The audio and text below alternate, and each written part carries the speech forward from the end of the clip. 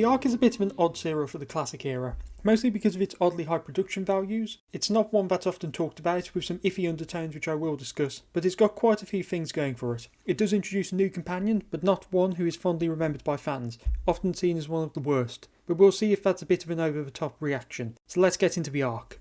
So the Ark has a very distinctive opening, with a very long shot which shows us a monoid before moving into a TARDIS shot, which depicts it materialising. It's presented as one shot with plenty of camera movement, which helps to sell the illusion of the TARDIS, instead of the more static shots we've previously gotten with the landings. We also get Dodo rushing out to explore with being shown she has a cold. I will mention that this serial seems to imply that this is her first adventure, which means she must have changed clothes and developed the cold during this one journey, but I could be wrong. I will note here that Dodo has a bit of an inconsistent accent in this serial. This is due to Jackie Lane having a Lancashire accent which is present in The Massacre, but she was asked to speak with a BBC English accent, which does tend to come and go. This is due to how Britain was at the time. It was considered unacceptable for a main character to not speak BBC English. This will come up again in a few serials' time. I think Dodo makes a very unique first impression. She doesn't really believe they've been travelling through space and time, instead thinking they've landed at Whipsnake Zoo. It's just outside London. I came here once with the school. It's called Whipsnake. Something she's able to back up due to the animals that are present. I've got to admit that I do quite like this. It's interesting to have a companion react in this very different way, not taking everything in and being a bit of a skeptic. On the other hand, Stephen, who has been travelling with the Doctor for a while, is very restrained, acting with caution, telling Dodo off for rushing out before they'd done any checks of the environment. The Doctor, on the other hand, is somewhat charmed by Dodo's enthusiasm, not minding anywhere near as much. I think this is a great TARDIS trio. We've got quite the range in terms of age, but with Dodo being a bit older than Susan or Vicky, it means that she is a lot more confident in herself, rushing into things a lot more willingly than her two predecessors. I think Dodo makes a good first impression, but we'll see how this pans out as the serial continues. So the opening sequence of this episode is made up of scenes shot in both recording studio and filming studios. This gives it a much vaster scale than it otherwise would have had. It also allows for the use of actual animals on the set. Yes, actual animals on set, notably an elephant, who fun fact spent the night at the director's house between filming days. Not actually in the house but outside. This isn't a the tiger who came to tea situation. These opening scenes really are great and look incredible for the show. This is entirely due to John Wiles blowing the budget, but we'll come back to that later. Of course the trio are captured by the monoids and taken to the Guardians. So the Ark in question was a ship that was launched from Earth to ensure the survival of humanity. Nearly every human was shrunken down to microcellular size to be stored for the voyage, with the few remaining to guide the ship. These are the Guardians, the leader of which I have always found a little creepy. The actor's performance is just a bit unsettling. We also have the Monoids, a race of aliens who are a friend to humanity. They fled from their own dying world and offered their services to humanity to ensure their own survival. So design-wise, the Monoids are very distinctive. The one eye which moves around is quite unique, even if the actors clearly had trouble walking with the way the legs were designed. There isn't too much to the Monoids, at least within the serial itself, which doesn't work to the serial's advantage. It means that there really is only the underlying racist tones of the serial to discuss. I'm going to put this discussion off until after I've discussed the serial as a whole, as I think it plays into a larger discussion about the plot. A few other things include humanity building a massive statue which will last forever, but will take the entire voyage to make. Dodo ends up naming the Ark when she references Noah's Ark. Plus humanity no longer uses years, they use far longer and vaguer segments of time, with this serial being set in the 57th, while all the events of the serial set on Earth, including the Dalek invasion, being within the first. With everything introduced, we now have the conflict of the serial, this being Dodo's cold. Due to the cold being wiped out by the time in which the serial is set, it means that the Guardians' immune systems aren't able to handle it. While no Guardians die in this serial, several Monoids do, as they have even less resistance to the common cold. It's a great idea for a serial, having the TARDIS trio accidentally bring a disease to the future which could wipe out the entirety of humanity, who are fleeing a dying Earth. The last hope for humanity may be destroyed by the common cold. Yet in her first serial, Dodo nearly caused the extinction of humanity, plus the Monoids as well. This gives us our episode 1 cliffhanger, with the trio essentially being put to death. I will note that for as great as this idea is, it does sort of cause the problem, or at least bring to light the issue of why the Doctor never considers this a possibility again. The serial does somewhat address this, with it being something the Doctor has never considered before, with him noting that they are usually in good physical health, but given how close to the end of two species this epidemic comes, it should be something he considers in the future. Episode 2 has two threads running through it, these being the trio being on trial for what is considered a crime by the Guardians, and the Doctor trying to find a cure. The former is the more prominent plot point, with the Doctor only getting to make the cure during the latter half of the episode, with it being a somewhat easy process.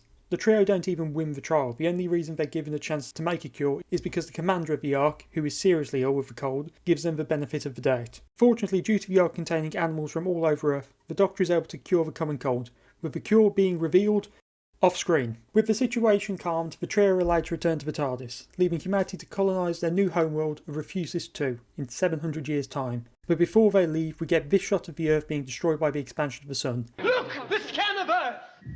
The last moment has come. Yeah, so only a 2-episode serial. I could have sworn it was longer. But let's see where the trio will end up next. Oh! Back on the Ark. That's odd. But they're not back when they left. They're at the end of the voyage with something not being quite right. Statue. They finished the statue.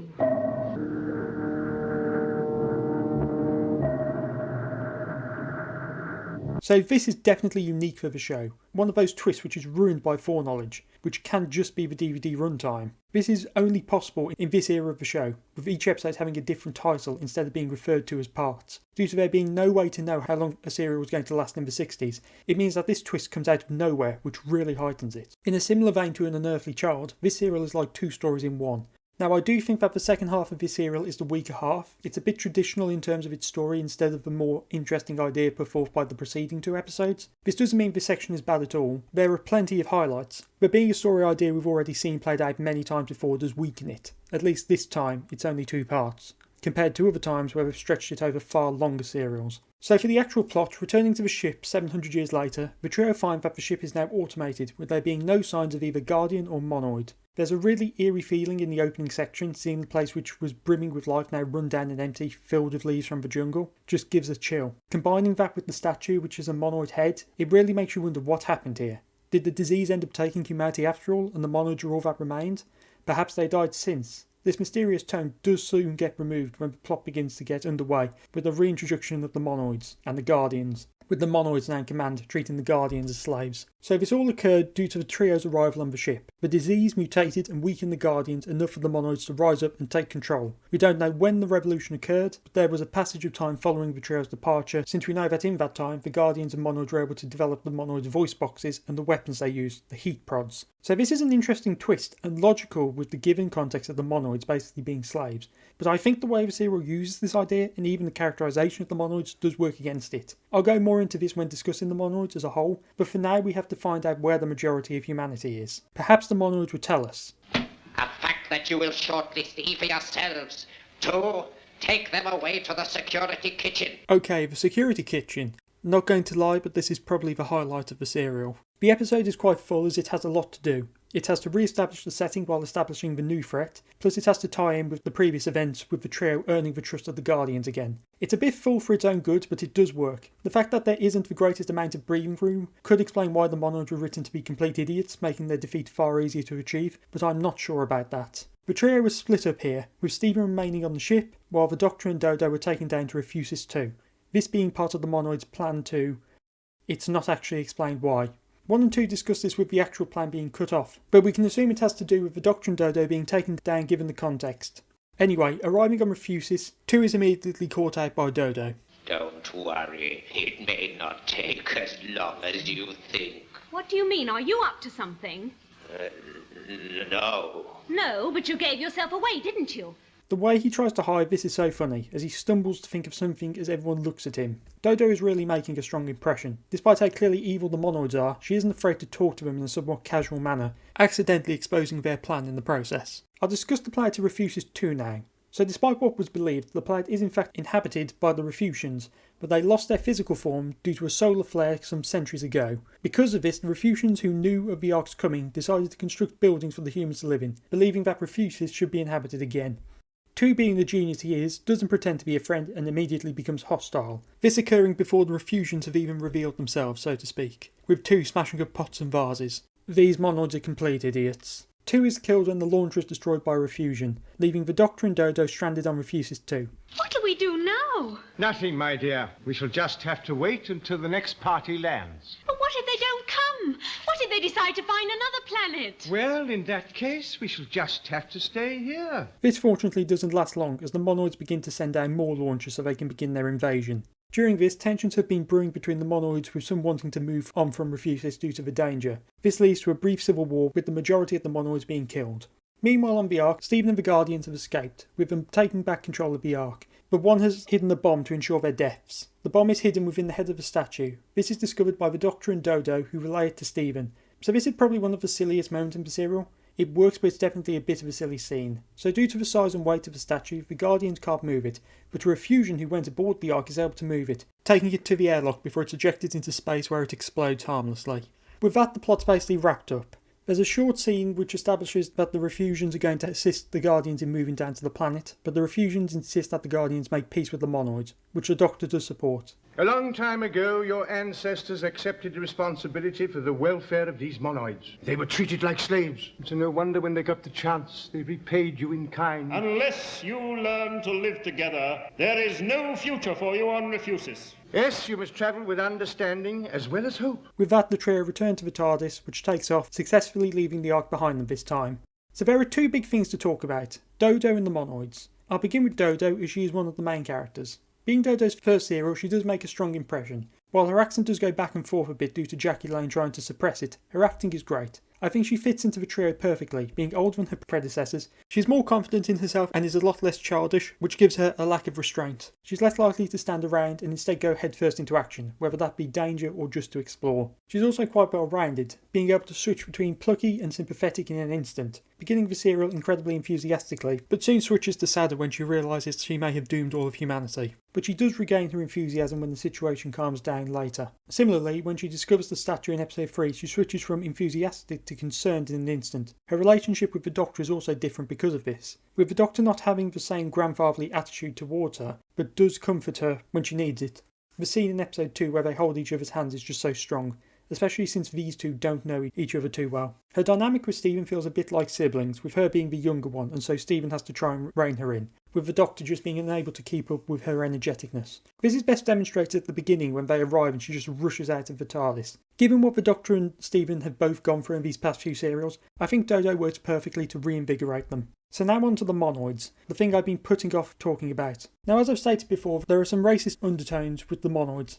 This being in both how the Guardians and the larger story treat them, and even in their designs. I'll talk about the designs first, as I think it's good context for the actual species. So whether intentionally or not, the Monoids share a resemblance to the depictions of Africans from the book The Travels of Sir John Mandeville, a fictional book which was presented as fact, featuring many racist depictions of African people. Now when it comes to their name, presumably Mon is used to refer to their singular I, since adding oid to a word means it resembles but isn't, so monoid would be a play on mono and humanoid.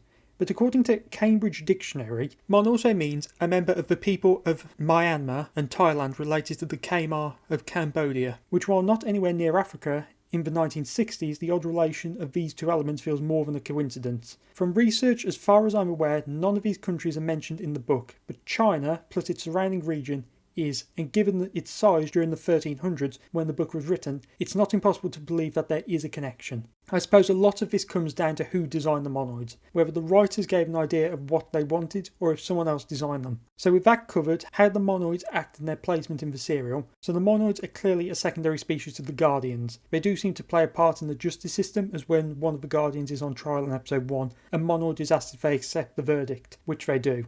I am wondering how many of these elements were written in or added later, given that the sign language stuff was the idea of John Wiles, plus a lot of these less iffy moments with the Monoids do tend to be visual rather than scripted. Even the Doctor talks down to the Monoids, which is something that feels a bit out of character for him. I mean, this incarnation would be the most likely to do something like this, but it still feels off, even for him. Without much backstory, the Monoids aren't very well defined. How advanced of a race were they? I mean, given how quickly they fell apart when they got to Refusis 2, it's surprising they could have even developed space travel, especially to the extent that allowed them to escape their plight and travel to Earth. Of course we have to talk about their revolution and everything related to that. I've already mentioned how stupid they are, but it really reflects badly on them. And I think there was a much more interesting way to do it. But when I say it reflects badly on them, I mean that they proved to be even worse than the Guardians, enslaving them to a much greater extent than they were. While they don't whip people, they do use heat prods to injure or even kill over minor things. Plus the fact that we don't have any Monoids which perhaps don't agree with this, while the Guardians are split into those who are slaves and those who are closer to servants, just makes them even more one-note and simplistic. I think that the Monoid Rebellion could have been fixed or at least improved by perhaps using the idea of the past becoming hazy for some reason. Since the Monoids were being treated as a secondary species, it could have been interesting for it to be that over the voyage that the belief that the Monoids were slaves had developed in the minds of both the Monoids and Guardians, like the Monoids had to earn their place on the Ark while the Guardians didn't, so clearly there was something which could be used to begin a rebellion without it being as racist. But on a lighter note, I want to talk about this serial's visuals, as this is one of the best looking serials of the show so far, especially of the sci-fi ones. Now this is obviously because John Wiles overspent on the budget so he could go out on a high, but because of this, it feels like the production has actually got the sort of money it needs to be something great. While yes, it does still have the same sort of aesthetics as other sci-fi stories, the scale of the sets is much larger than anything before, with plenty of impressive technical aspects to them. My favourite technical aspect probably being the realisation of the security cameras, which are just lights behind photographs which remain mostly blank without the light. It's a cool way to create this effect. Obviously the budget really gave life to the jungle at the beginning. The jungle feels so big and lived in, especially with all the actual animals on set. It feels real. Then the model shots were also great. It really gives the Ark a grand scale with the tiny ships which launched from it. It's very unfortunate that this was director Michael Emerson's only serial, because he made this an impressive show. I mean, the massive budget would have seriously assisted with this, but even from a technical view, he really impressed. The shot of a man shrinking is one of those camera tricks I love. That's not even mentioning how he shot the final episode, which he did by recording it out of sequence and then editing it into order, something very radical for the 60s but would become the standard from the 70s onwards. It's unfortunate that he viewed being put onto Doctor Who as a punishment from the head of serials, whom he had come into conflict with during the making of Buddenbrooks a year before. This would be Emerson's final directing job for the BBC before his contract was ended, something which he was informed of before recording of the Ark episode 4. That's unfortunate, but I can say that he went out on a high. This was also John Wiles' final serial, with it also being his only surviving one. I don't have all that much to say about John Wiles' tenure as producer because there isn't much to it. He was only in charge of 4 serials, with one of them being commissioned by the previous creative team. He definitely had a troubled working relationship with Hartnell, and seemingly a lot of the regular cast weren't too keen on him, with his firing of Maureen O'Brien when she stood up for Hartnell, plus his attempts to remove Hartnell from the show. He didn't seem to have any idea what to do with the female companion role, as 2 characters were created during his tenure, while they lasting a serial each. While I do enjoy the serials produced under him, he was not suited for Doctor Who. He had interesting ambitions for the show, but they really didn't come to fruition due to how short his time on the show was. I don't know much about Wiles outside of his work on Doctor Who, so I'm not going to judge him as a person because that would be incredibly unfair. But I'll leave his era with this comment from Peter Purvis. John Wiles was an idiot. He tried very hard to get rid of Bill. He also wanted to get rid of me. 5 girls, total confusion. I didn't respect him. I didn't think he knew what he was doing. So the Ark is a bit of a mixed bag. It has a strong opening half, but then sort of feels a bit full in the latter half. It's not bad by any means, but has its problems, most of them being related to the Monoids. Whether that just be how they're presented in the serial or their potential origins, it really stands out visually though, with plenty of strong shots and some incredible sets. I think it is a strong end to the John Wiles era of the show, but with it being his only surviving serial, it means that most casual fans probably only know his era from this one. But with the trio back in the TARDIS, Stephen is piloting, which is odd, while Dodo has changed outfit into something a bit more up to date. But things aren't all happy for long as the Doctor suddenly becomes invisible. Next time, the Celestial Toymaker.